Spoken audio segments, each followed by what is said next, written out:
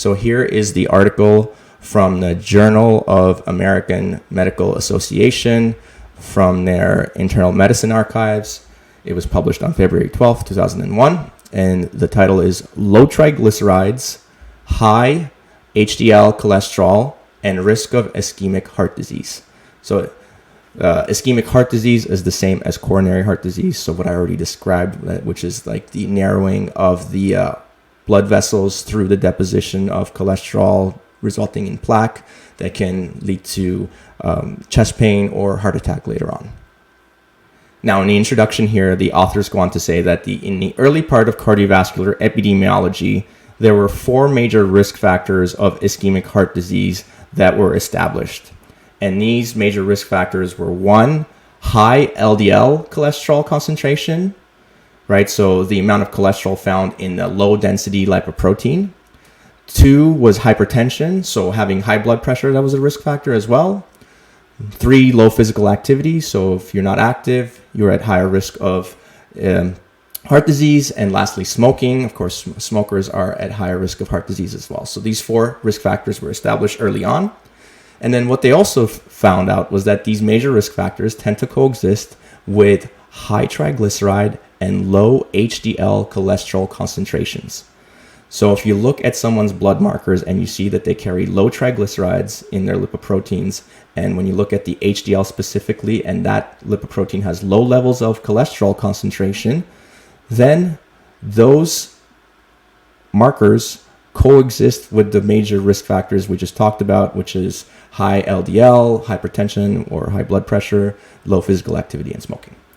Now, in this study, they started this study in order to test the hypothesis that subjects with the major classic risk factors, those 4 we just talked about previously, would still have a low risk of ischemic heart disease or coronary heart disease if they had the opposite, which is low triglycerides and high HDL concentrations. So basically the opposite of what we see most commonly that coexists with the common major risk factors. If they have the opposite blood markers of low triglyceride and high HDL cholesterol concentration, but they still have the major risk factors, is this protective? Do they still have a low risk of ischemic heart disease? That's what this paper will try to answer. So how was this study done?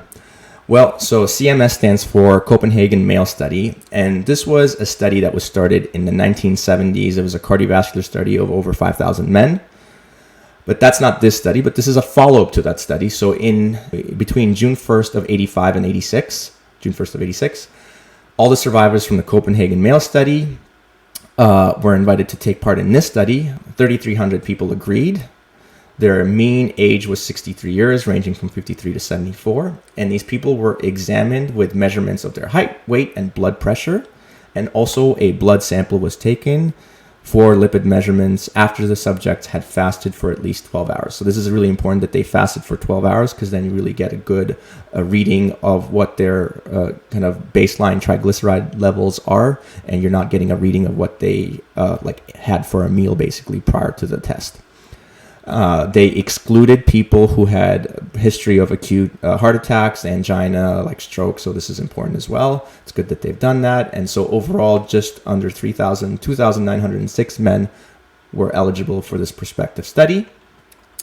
And so what they did, they took those 3,000 individuals and they subdivided them into 3 groups based on what their blood concentrations of fasting triglyceride and HDL cholesterol concentrations were.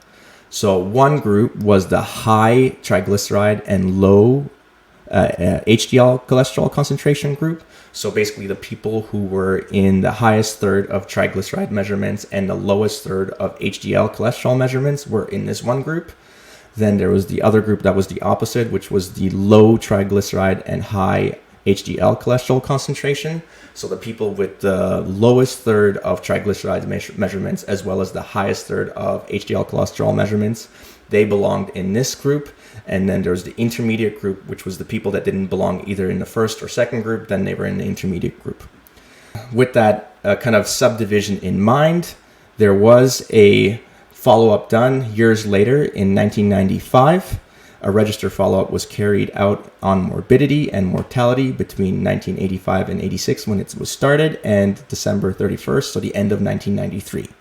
and information on hospital admissions and death certificate diagnoses during the follow-up was obtained. So that's how they got all the information that they needed for this study. And now we can take a look at the results and see what they found out. So, crude cumulative incidences of ischemic heart disease were 4.5 in the low triglyceride, high HDL cholesterol group, and 12.2 in the high triglyceride, low HDL cholesterol group. And this was a statistically significant result that demonstrates that the low triglyceride, high HDL concentration was associated with a significantly decreased risk of ischemic heart disease.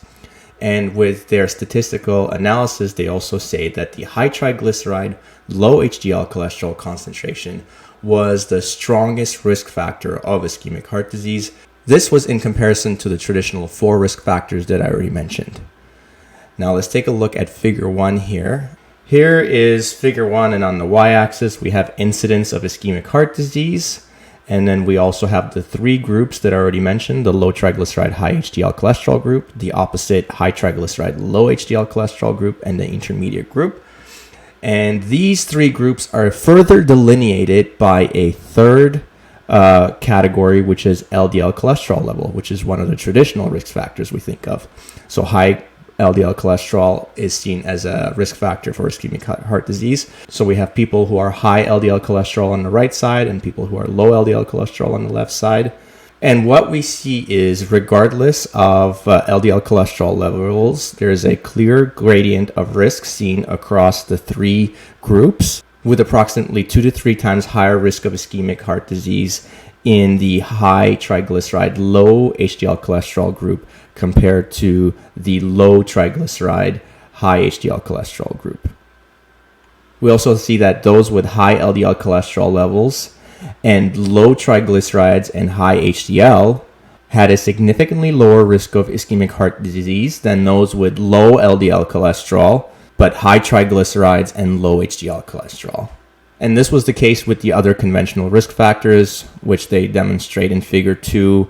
You can see figure 2, a similar pattern for hypertension, and figure 3, again, a similar thing for physical activity and smoking. Although the only thing was that the difference reached statistical significance only with respect to physical activity and the LDL level, not so much the other risk factors. Now that we've seen the results, let's see some of the discussion topics the authors go over. So first of all, they say the major new finding from this study was that men with major classic risk factors of ischemic heart disease, such as high LDL cholesterol levels, hypertension, low physical activity, and smoking, they still had low risk of ischemic heart disease if they had low triglycerides and high HDL cholesterol concentrations. And in addition, the results showed that high triglyceride, low HDL cholesterol concentration was a stronger risk factor than several major conventional risk factors of ischemic heart disease. So what they're trying to say is basically that it's more important to look at triglyceride and HDL cholesterol concentration levels than anything else. All the previous risk factors, the 4 mentioned, the LDL cholesterol levels, blood pressure, low physical activity, and smoking, they're not as strongly related to ischemic heart disease or coronary heart disease as these biomarkers of triglycerides and HDL are.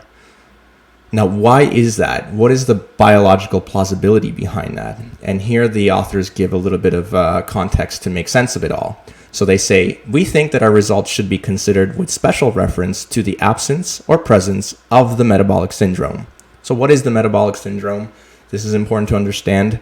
Here they go on to define it as: the metabolic syndrome describes the frequent aggregation in a single person of multiple interrelated abnormalities in glucose and lipid metabolism, including insulin resistance, glucose intolerance, and atherogenic dyslipidemia and hypertension.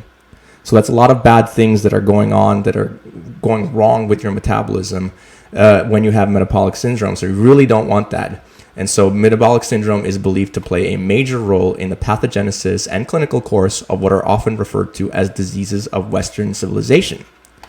The characteristic lipid abnormality seen in people with metabolic syndrome is a lipid profile with high triglyceride and low HDL cholesterol levels, whereas a lipid profile with low triglyceride, high HDL cholesterol levels is the characteristic finding in people without this syndrome. So that's why when you look at just those two markers, you can kind of know so much about it because it's related to metabolic syndrome. And if they have metabolic syndrome, they have all these issues of insulin resistance, glucose intolerance, dyslipidemia leading to atherosclerosis. They have high blood pressure. All of these things combined are kind of captured in one single kind of image of where your triglyceride and HDL concentration levels are. If the triglycerides are low and the HDL is high, your metabolism is probably doing fine, and you don't have to worry about LDL cholesterol concentration levels. Whereas if the triglyceride levels are high and the HDL is low, then that is indicative of metabolic syndrome. Possibly you have one or many of these dysregulations with your metabolism, and in that case, heart disease is a risk factor, and it suggests that we need to look at improving all these markers of metabolism. Thanks for checking out that video. I hope you liked it. Here are a couple more for you to check out. And if you haven't done so, please subscribe to my channel.